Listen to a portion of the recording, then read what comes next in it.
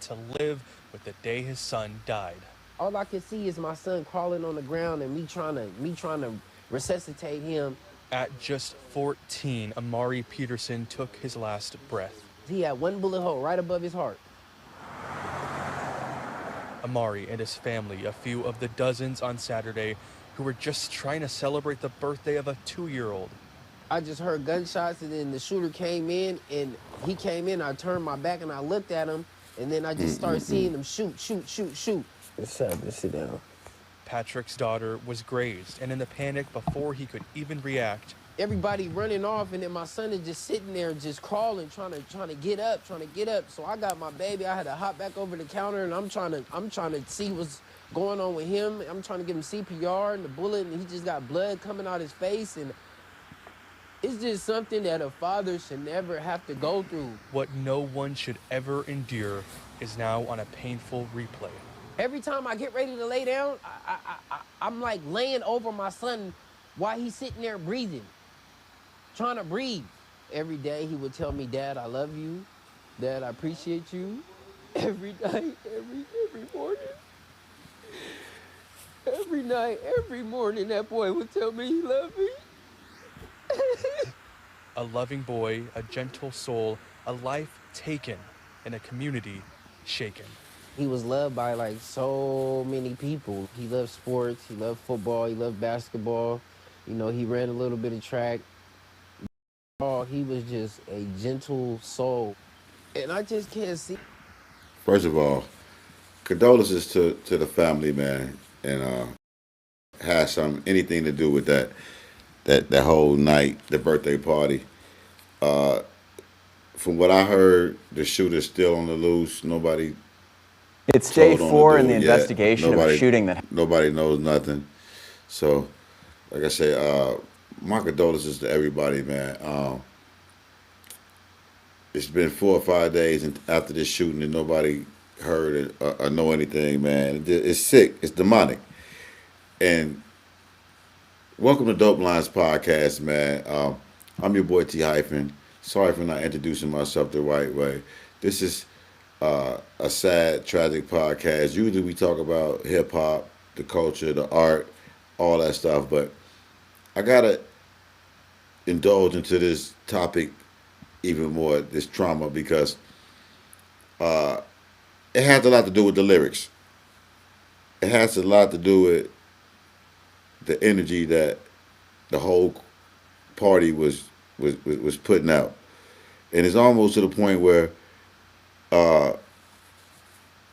like Sinners, the movie Sinners, when you invite evil in, evil's gonna happen, and it's not gonna happen unless you invite it in. You can't create energy. You can only transfer it. So, if you invite this type of energy in, that's what's gonna happen. So, looking back at it, I'm looking at the video footage, uh, the little kids in their party and the parents in their 2-year-old party. Like I said, the gunshots ringing. They had like Cardi B or Meg Thee Stallion or something like that playing in the background. Every video footage that you seen at the party was all demonic music. Everybody was looking demonic, tats on their faces, high, all just everybody out of it. It looked like a scene from Sinners, the demonic part. But the only thing is that the people who they thought wasn't the sinners were the sinners. But that's neither here nor there. The music that was played has a part to play in the whole atmosphere. But that was just something that I just noticed just looking at the video and just seeing what type of evil they was inviting in with just the fake culture. Okay, so like I said, man, this your boy T Hyphen, man. Like, subscribe, share, Dope Lines Podcast, man. Make sure y'all hit us up. We're going live right now. We always going live right now, but right now we're going live talking about a real live topic. And I would love to hear, everybody's, you know, you know, thoughts and views. So people say is outrage that's and it's random. It's random outrage. They say folks pick and choose what they get loud about. not true. And it's not random. And it's not accidental, folks. It's not selective outrage. It's more like selective narrative control. And it's about who decides what we talk about, what we focus on, and what keeps us divided. So basically, as long as they can make a big roar about a police officer killing a black person or a black person getting killed by a white person, which is news and it should be talked about. But as long as they can keep you talking about that and focus on that and focus on the Epstein files and P. Diddy and all this stuff, they can keep us divided. They're not going to talk about anything that really happens to us that we need to take care of. Look around. It's a clear pattern. Politicians, media figures, entertainers, even Obamas, people with big, huge, massive platforms, they only talk about selective narrative control. You don't see them talking about the mass shootings that's going on in the urban areas, people losing their kids. They're not talking about that because it doesn't fit the narrative. It's not a racial thing. It's nothing that Black Lives Matter. It's nothing that D.L. Hughley, Ricky Smiley, Roland Martin, Jamal Bryant, Al Sharpton, none of them, Dr. Umar, they can't get behind it. Black Lives Matter, Tamika Mallory, they can't get money. The NBA can't get money. The NFL can't get money. Anytime it's something like that, you never hear these people speak. And you wonder why. Like I said, it's not by accident, it's by coordination. This is stuff that they do on purpose, man. They don't speak on the everyday violence, the trauma in our communities. But they quick to show up when it's a narrative that they can push. A certain storyline, certain agenda. Usually the type of stuff that divides us, keep us emotional, keep us arguing with each other, keep us distracted. So here's the real question. Why? Why is this narrative being controlled?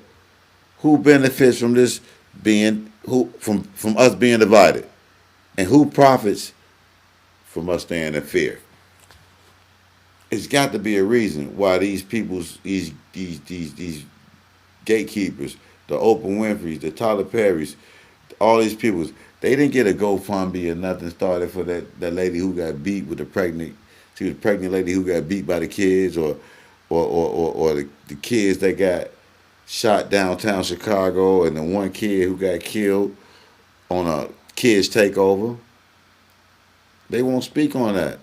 They won't even speak on the lady who got burnt on a train, a white lady who got burnt by a black person. Let that been the other way around. Oh my Lord, it would have been the biggest deal. Like I said, they want to keep us in fear. They want to keep us separated. Why do these voices show up only when it's a storyline that fit their agenda? And then they silent with the other shit. It's not a coincidence, folks. It's coordination. And let's talk about it. That's what I want to call out right now. I want to call out the fake coincidence. I want to have this real conversation on it's a narrative control, and we have to take it back. We can no longer just be pawns in somebody else's games. We have to rebuild our own community and take this matter in our own hands. Too many times, man, it's been where we don't speak on real stuff and take accountability, man. Like, where are the Obamas? The Obamas can have a library built. They can speak on gay issues. They can speak on the Asian issues. They can get you to go vote for people. They can get you to do everything, but they can't speak up on a little baby dying or mass shootings. You mean to tell me with these big platforms and their own podcasts and being Chicago natives and running off activism and being a heartthrob of every female out there, and being a lovable couple that he speaks so well and he's on people's walls, but when it comes down to him saying something about black issues, people get mad at people like me because he won't say nothing. You would get mad at me for saying something about Obama not saying nothing. Let that sink in, man.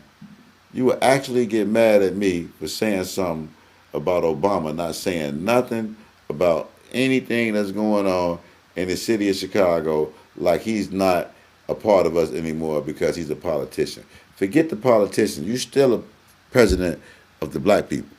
You are put in charge by campaign money, votes, popularity, everything that got you in charge. If you got the nerve to have this ugly ass library being built, you should be able to come down and say something as a father, as a husband, as a black man. Fred Hampton did it. The Young Panthers did it. Everybody did it. The conservative vice lords, everybody took charge and did something in their community, man. What? That's a whole different subject. But make sure y'all follow dopelinesapparel.com too, man. I gotta let y'all know we got the hottest gear on the planet, man. Dopelinesapparel.com. Make sure you also like, subscribe, and share. Hit that bell button for notifications or anytime we drop live videos. It's Dope Lines podcast season. I got a whole bunch of people coming up. Last year I hit you with 38 Special and Will Harris and everybody. This year I got more people, even better than that. You think better than 38 Special and Will Harris? Who can you bring on the show this year? Don't worry about it. Stay tuned. All I know, man, we cooking, Jack.